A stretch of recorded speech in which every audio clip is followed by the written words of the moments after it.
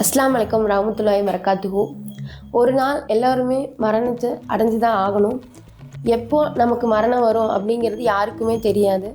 நம்ம மரணிக்கிற இடமாகட்டும், மரணிக்கிற நேரமாகட்டும், அல்லாஹ் ஒருவனுக்கு மட்டுமே அதை பற்றி தெரியும். இதை பற்றி அல்லாஹ் குர்ஆனில் சொல்கிறான், ஒவ்வொரு ஆன்மாவும் மரணத்தை சுவைத்தே ஆக வேண்டும். ஒரு மனிதனுக்கு மரணங்கிறது ஒரு முடிவே கிடையாதுங்க. அது மறுமை உலகிற்கான தொடக்கம்தான். ஒரு மனிதன் மரணிச்சதுக்கு அப்புறம் 9 நிலைகளை அடைகிறான். அந்த 9 நிலைகள் என்னென்ன அப்படிங்கிறத இந்த வீடியோவில் பார்க்கலாம்.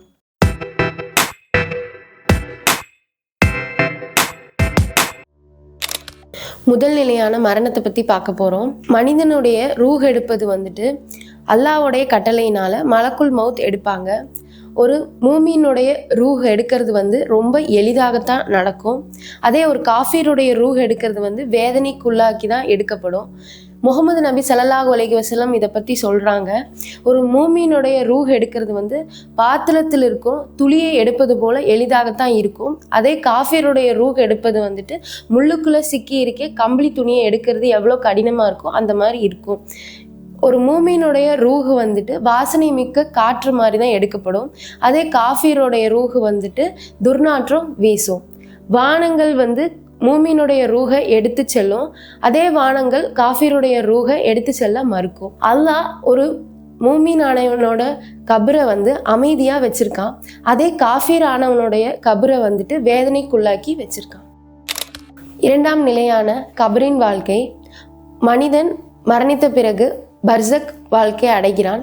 பர்சக் உலகம் என்பது மரணம் முதல் கியாமத் நாள் வரை வாழும் வாழ்க்கை தான் பர்சக் உலகம் என்கிறார்கள். அல்லாஹ் பர்சக்கை பற்றி குர்ஆனில் கூறுகிறான், அவர்களில் ஒருவனுக்கு மரணம் வந்துவிட்டால் அவன் சொல்வான், என் இறைவனே, என்னை மீண்டும் அனுப்பு, நான் விட்டு வந்த நல்ல காரியங்களை செய்வேன். இல்லை, இது அவன் சொல்லிக் கொண்டிருக்கும் வெறும் வார்த்தை மட்டுமே. அவர்கள் மீண்டும் எழுப்பப்படுகின்ற நாள் வரை அவர்களின் பின்புலத்தில் ஒரு தடையாய் பர்சக் உள்ளது. முகமது நபி ஸல்லல்லாஹு அலைஹி வஸல்லம் கபரை பற்றி சொல்லியிருக்காங்க. கபர் அப்படிங்கிறது ஒரு சொர்க்கத்தின் தோட்டங்களில் ஒரு தோட்டமாகவும் நரகத்தின் குழிகளில் ஒரு குழியாகவும் இருக்குமா. ஒரு மூமினுடைய கபர் ஒரு அமைதியான இடமா இருக்கும். அதே காஃபிருடைய கபர் ஒரு வேதனைக்குண்டான இடமா தான் இருக்கும். மூன்றாம் நிலையான கபரின் தூதர்கள் முன்கர் மற்றும் நக்கீர். ஒரு மனிதனை கபரில் அடக்கம் செய்யப்பட்ட பிறகு 2 தூதர்களான முன்கர் மற்றும் நக்கீர் அந்த மனிதனை எழுப்பி கேள்விகள் எழுப்புவார்கள். உன்னுடைய இறைவன் யார்? உன்னுடைய மார்க்கம் என்ன? உன்னுடைய நபி யார்? ஈமான் உறுதியுடன் மூமின் ஆனவர் ரப்பி அல்லாஹ், தீனியல் இஸ்லாம், நபியி முகமது என்று சொல்வார். அவருடைய கபர் சொர்க்கத்தின் தோட்டமாக மாறும். அந்த கபரில் ஜன்னல் திறந்து சொர்க்கத்தின் நறுமணமும் அமைதியும் நிலவும். கியாமத் நாள் வரை அமைதியாக அந்த மனிதன் உறங்குவார்.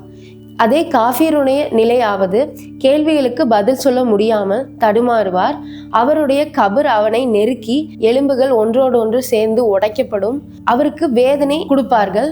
கபரில் ஒரு ஜன்னல் திறந்து நரகத்தின் வெப்பம், புகை, துர்நாற்றம் வீசும். கியாமத் நாள் வரை தண்டனையில் இருப்பார்கள். அடிக்கடி அடி, வேதனை மற்றும் தண்டனை நிலவும். அவனுடைய கபர் நரகத்தின் ஒரு குழியாக மாறும். நான்காம் நிலையான கியாமத் நாள். இறை தூதரான இஸ்ரஃபீல் அல்லாவின் கட்டளையால் சங்கு ஊதுவார். 2 முறை சங்கு எழுப்பப்படுவார். முதல் தடவை சங்கு ஊதும் போது வானமும் பூமியும் அதிர்ந்து உயிருடன் இருப்பவர்கள் எல்லாம் மகுத்தாகி விடுவார்கள். 2வது சங்கு ஊதும் போது அனைவரும் அல்லாவின் முன் உயிர் தெழுவார்கள். அல்லாவின் முன் கணக்கெடுப்பு நடைபெறும். முதல் மனிதனான ஆதம் அலைஹிஸ்ஸலாம் முதல் கடைசி மனிதன் வரை உயிர் தெழுப்பப்படுவார்கள். பூமி கிழித்து கபரில் இருப்பவர்கள் எல்லாம் வருவார்கள்.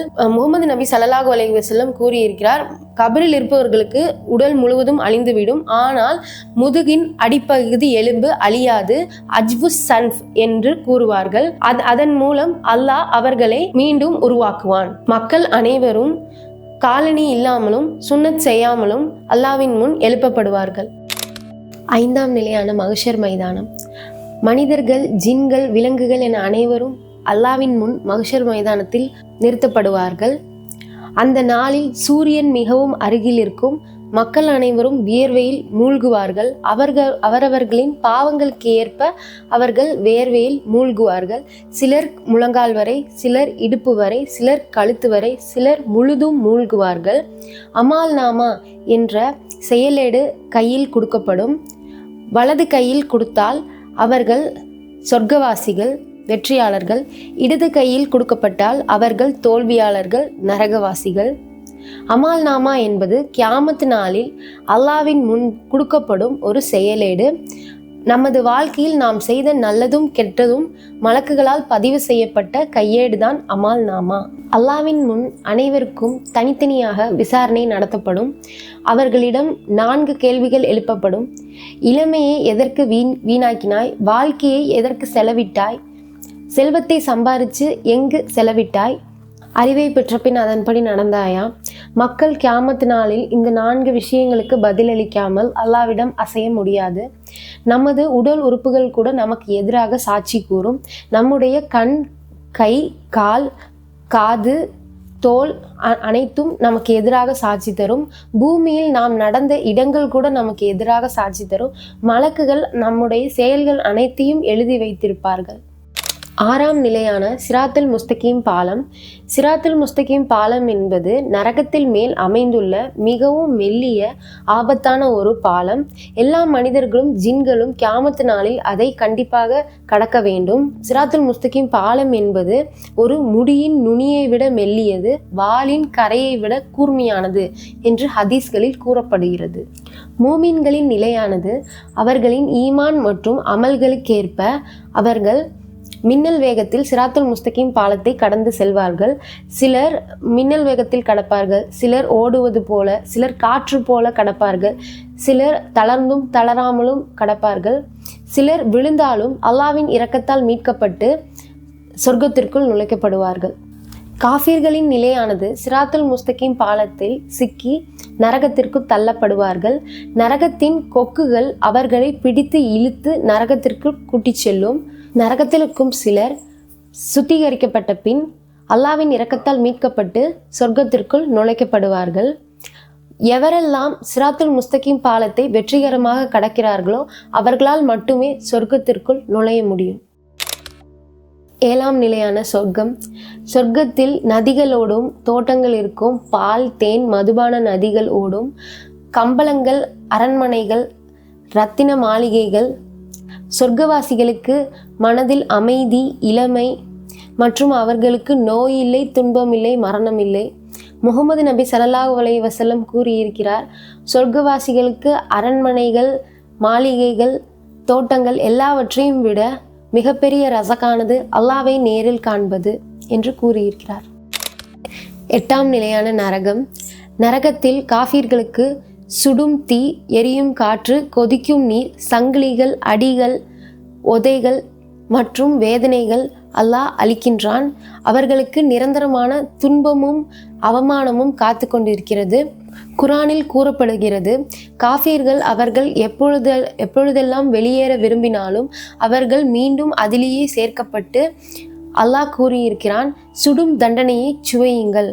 சில இஸ்லாமியர்கள் நரகத்தில் சேர்க்கப்பட்டிருந்தாலும் அவர்கள் சுத்திகரிக்கப்பட்ட பின் அல்லாவின் இரக்கத்தால் மீட்கப்பட்டு மறுபடியும் சொர்க்கத்திற்குள் நுழைக்கப்படுவார்கள்.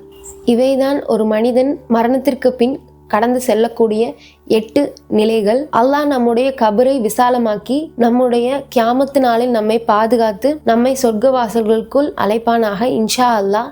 இந்த வீடியோ உங்களுக்கு பிடிச்சிருந்துச்சுன்னா லைக் பண்ணுங்கள், ஷேர் பண்ணுங்கள், கமெண்ட் பண்ணுங்கள், சப்ஸ்கிரைப் பண்ணுங்கள்.